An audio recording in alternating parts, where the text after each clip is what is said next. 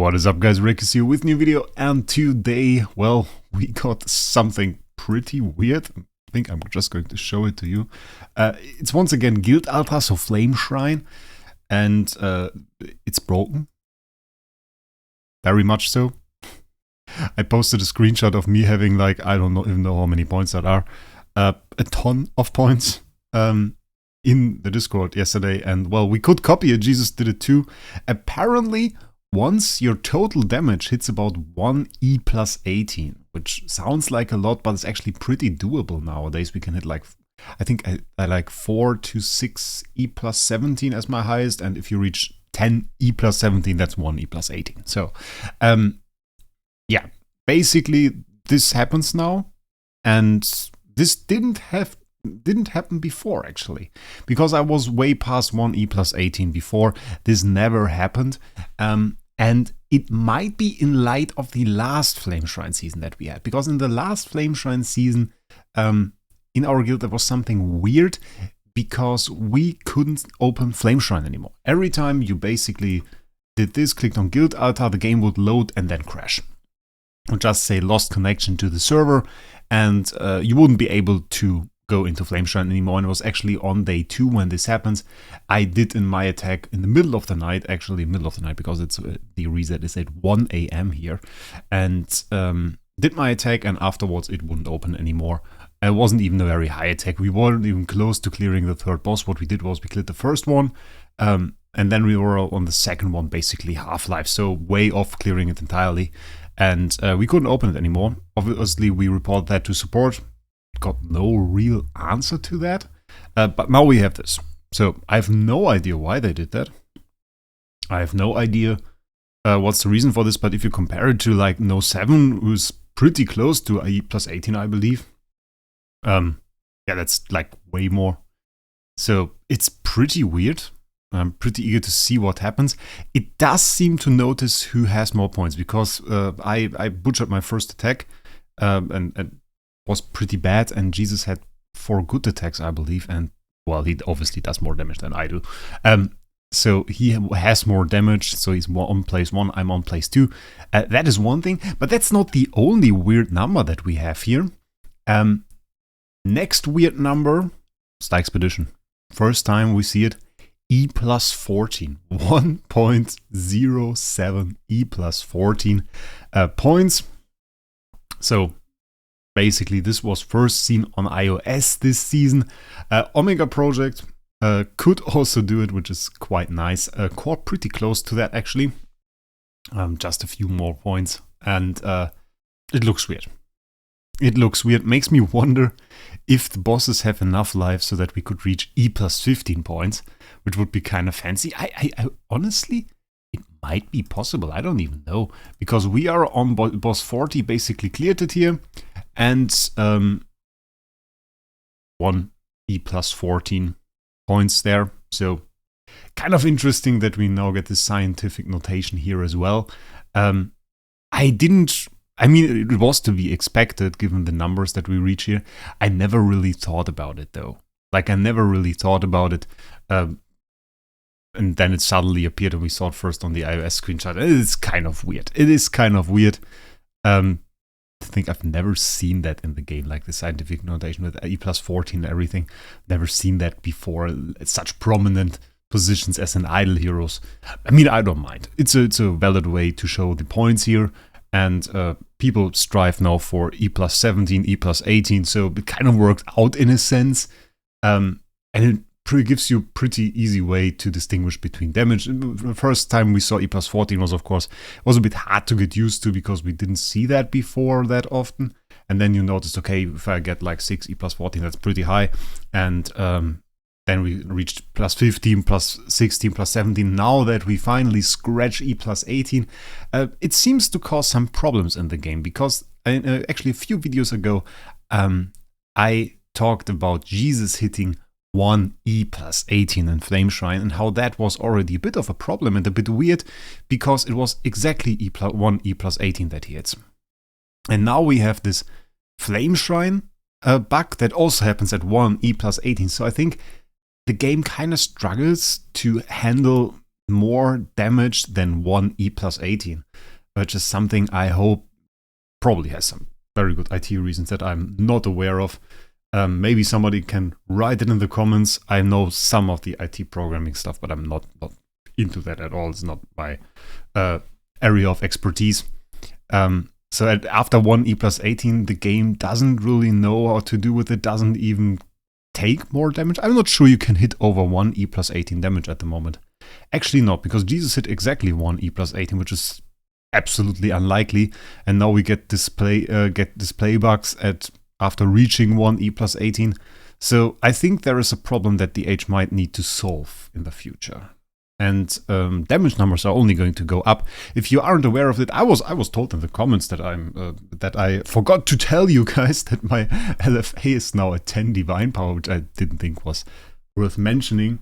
But there is something that is close to this, or that comes from this, that is worth mentioning. So first of all, we are still on Polystar, which is the 5th level. And 6th level is not yet possible, but we are pretty close to that. Let's check out the transition power. Level, we are on level 8.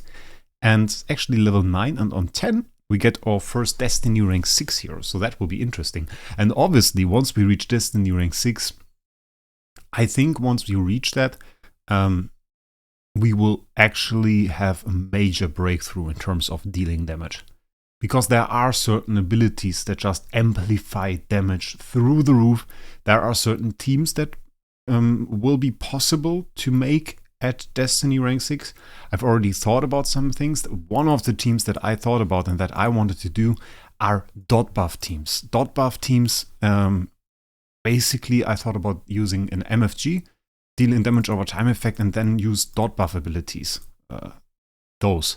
Additionally, increase the damage over time on the targets by 20%, caps at 5000% of Star Alchemist Holmes Young's attack. And I figured that if you have big damage over time dealer, MFG, probably, and you buff the dot with those abilities, maybe keep it up with the Elysium, that might be quite insane. And if you watch a few of my Destiny Transition in Depth videos, which I still have to do some, I notice now, then you notice that on Destiny rank 6, something interesting happens. If you compare that now on Holmes Young, which is just an example, because there are multiple other heroes like BQA, for example, that do the same stuff.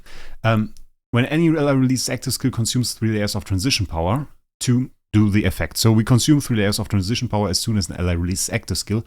If we now check that on Destiny rank 6, when any ally releases active skill, self owns 3 or above layers. So there is currently a strong hypothesis that once we have this skill, it will basically be like you have 3 layers of transition power, and then you can basically trigger this all the time. And if you check this out, this is actually quite interesting. 3 random enemies dealing 1200% of damage for 3 rounds, and increases damage over time on the targets by 20%. So we have a built-in dot buff on him as well. And if you think about like a Flameshrine situation where you have in full energy feed, then you have 5 allies that do active skills every single turn.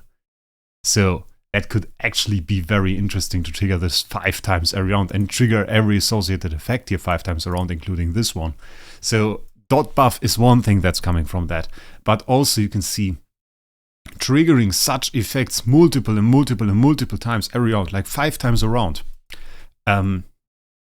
has huge potential to upgrade our damage. And even small abilities might be insane. Imagine speed reduction. That's minus 100 speed. That's minus 100% armor if you have a full energy feed. It's like full armor reduction just coming from that one skill. Or the damage skills here. Every time 8% of max HP 5 times around. That's 100% HP restoration, or we have 500 speed, something like that. We have to see how it works in the end, but you get my point. That is an insane damage buff, or insane damage buffs in general that we see here. And we see that on multiple heroes. LFA is not even the strongest example in that sense. I never pointed out that LFA in Destiny 6 would be strong. It is a nice ability, but it's not like we have those huge buffs there. So if 12 owns 12 or above layers of transition power, we consume 12, and that stays the same here. So we really get the damage buff, yeah, but we don't get those a huge buff like on Star Alchemist Holmes Young, for example, or on Mockman. Mockman has this huge buff. So honestly, I'm personally thinking about not making my my LFA Destiny rank 6, but rather making another hero that profits way more from it.